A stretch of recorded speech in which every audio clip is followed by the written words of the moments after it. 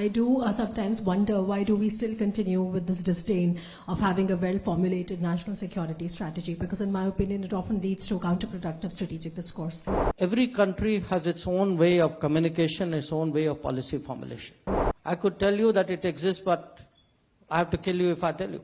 I just see a lot of discussion here on grand strategy, but I do sometimes wonder, why do we still continue with this disdain of having a well-formulated national security strategy? Because in my opinion, it often leads to counterproductive strategic discourse. So what are your thoughts on that? Thank you. And I didn't fully get that, but national security strategy. Do we need... We have debated many times in the NSAB. Yes. No, if you ask me, should we have a national security strategy? The answer is yes. In a way, I would even say that there is one. But again,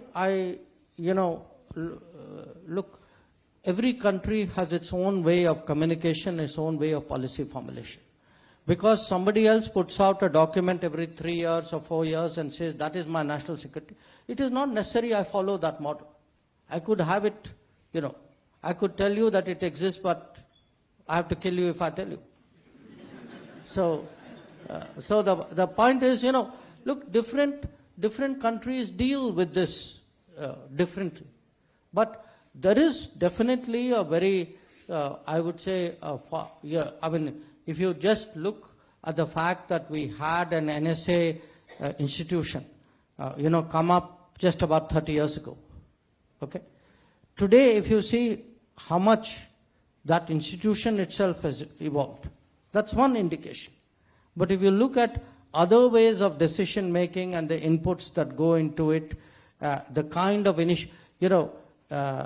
give you a very interesting example. Take semiconductors. Today, semiconductors is justified in the name of national security, other than economic competitiveness. So there is, I think, a growth in the sense of what is national security in the country, and I think we would deal with it our own way.